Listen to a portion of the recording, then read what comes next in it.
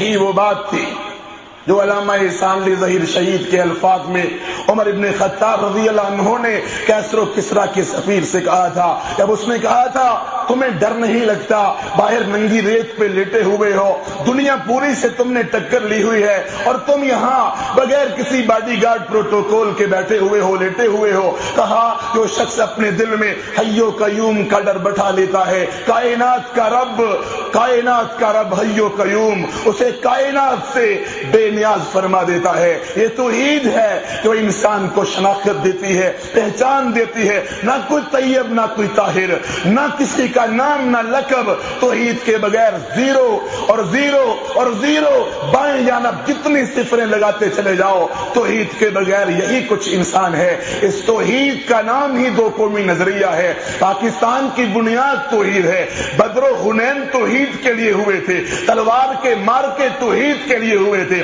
صحابہ نے جانیں پیش کی تو توحید کے لیے، حمزہ سید الشہداء بنے، مصعب بن عمیر شہید ہو گئے، معاذ و معوذ ابو جہل پہ حملہ آور ہوتے ہیں، مکہ فتح ہوتا ہے، کعبے کی چھت پہ اذان ہوتی ہے، مارکا قادسیہ کا ہوتا ہے، گھوڑے دجلہ میں اترتے ہیں، یلغار یرموک میں ہوتی ہے، جنگ موتا ہوتی ہے، بدر و حنین کی یادیں تازہ ہوتی ہیں، صرف توحید کے لیے، اللہ کے کلمے کو اونچا کرنے کے لیے۔ جو جہاد توحید کے لیے نہیں وہ جہاد نہیں ہے، جو نماز توحید کے لیے نہیں وہ توحید وہ نماز نہیں ہے، جو تبلیغ توحید کے لیے نہیں وہ تبلیغ نہیں ہے، جو سخاوت توحید کے لیے نہیں وہ سخاوت نہیں ہے، جو جماعت توحید کے لیے نہیں وہ جماعت نہیں ہے، جو ملک توحید کے لیے نہیں وہ ملک نہیں ہے، اس کی کوئی اہمیت نہیں ہے۔ توحید کے لیے قتل و قتال، رب نے حکم دیا جہاد کا تو توحید کے لیے، قاتلوہم حتی لا تکون فتنہ ویکون الدین کلہ للہ۔ ساری چیزیں اگر اہمیت رکھتی ہیں تو توحید کی وجہ سے رکھتی ہیں۔ روشنی توحید ہے، چراغ توحید ہے، آفتاب توحید ہے، ماہتاب توحید ہے، برکت توحید سے ہے، خزانے توحید ہیں، خوشبو توحید سے ہے، پھل توحید سے ہے، ذرے توحید سے ہیں، سب کچھ توحید ہے۔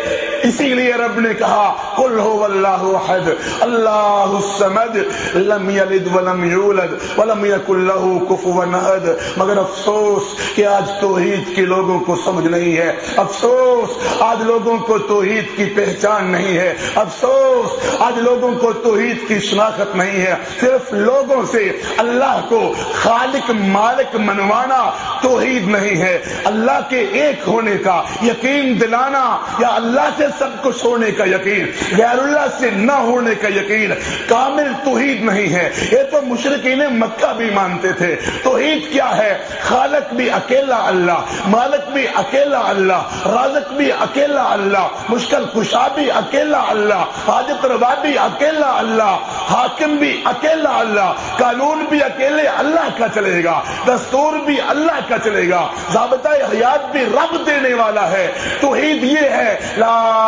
الہ الا اللہ۔ سب سے پہلے باطل کا انکار ہے، سب سے پہلے طاغوت کا انکار ہے، سب سے پہلے بت کا انکار ہے۔ نہیں ہے کوئی سچا معبود، نہیں ہے کوئی پوجا کے لائق، نہیں ہے کوئی عبادت کے لائق۔ لات جھوٹا ہے، منات جھوٹا ہے، عزا جھوٹا ہے، حبل جھوٹا ہے، امریکہ جھوٹا ہے، صلیبی جھوٹے ہیں، یہودی جھوٹے ہیں، وائٹ ہاؤس جھوٹا ہے، UN جھوٹا ہے، IMF جھوٹا ہے، باطل نظام ہے، گندے کفر یا نظام جھوٹے ہیں۔ اکیلا اللہ سچا ہے، اس کا قانون سچا ہے۔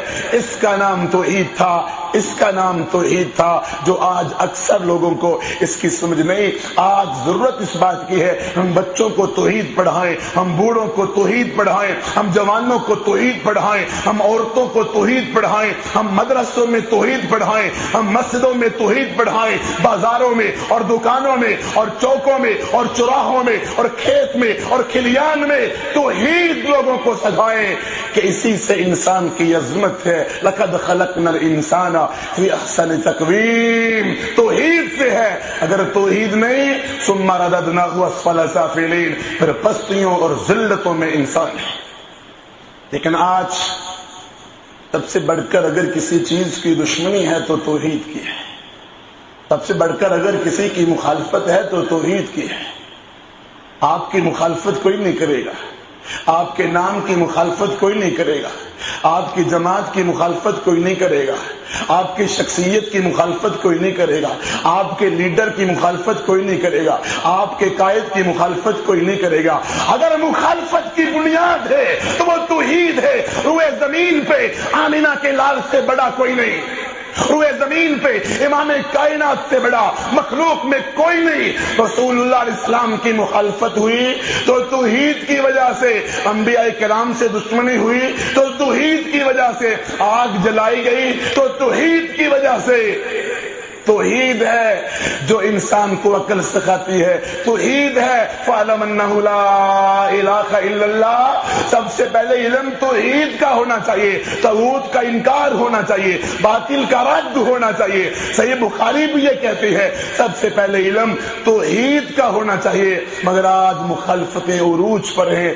آج توحید کو لوگوں نے فرقہ واریت بنا دیا، توحید میں لوگوں نے گروہ بندی بنا دیا، توحید کو لوگوں نے جتھا بندی بنا دیا۔ توحید بیان نہ کرنا، اس سے بدبو پھیلے گی، نعوذ باللہ۔ توحید بیان نہ کرنا، اس سے لڑائی ہوگی، توحید بیان نہ کرنا، اس سے کشمکش ہوگی۔ نہیں دوستو، آج توحید ہی سب کچھ ہے، مگر توحید کی مخالفت میں سب سے اول نمبر پر بت پرستی آج ہو رہی ہے۔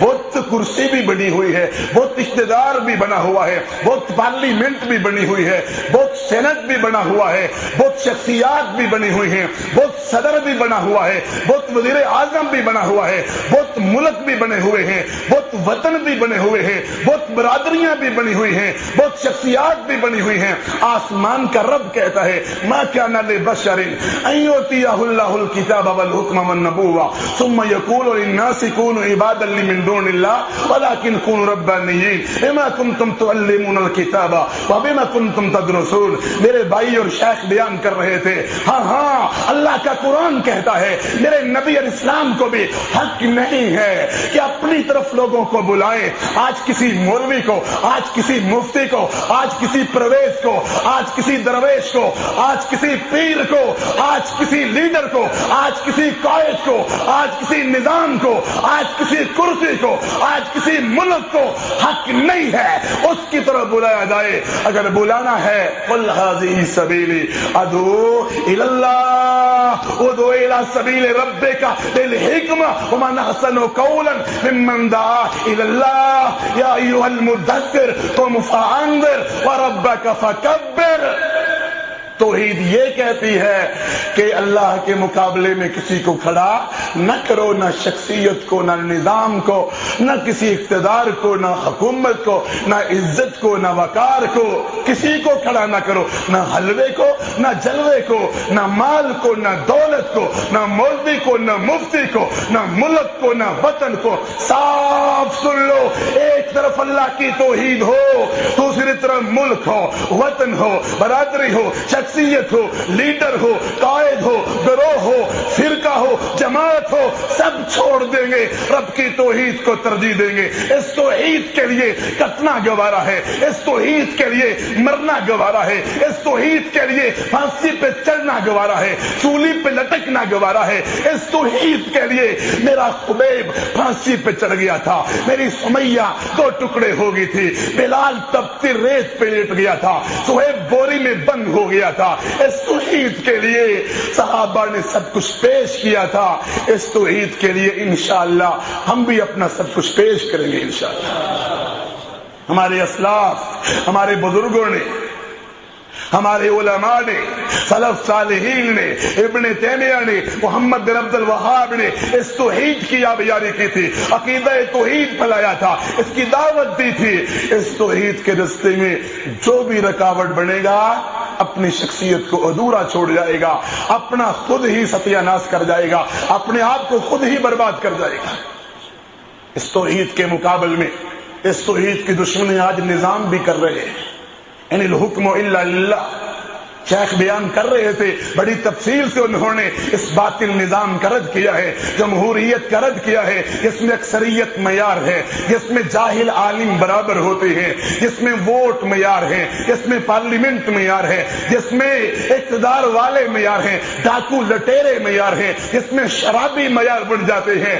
اللہ کے بندو، توحید بھی رب کی، نظام بھی رب کا، الا لہ الخلق والامر، ورلڈ بھی اللہ کی، آرڈر بھی اللہ کا چلے گا۔ ہم کسی امریکہ کے ورلڈ آرڈر کو نہیں مانتے، ہم تو رب کے ورلڈ آرڈر کو مانتے ہیں۔ مخلوق بھی اس کی ہے، حکم بھی اس کا ہے، قانون بھی اس کا ہے۔ ان الحکم الا للہ ولا یشرک فی حکمہ احدا، سورۃ کہف ہے، آیت نمبر 26 ہے۔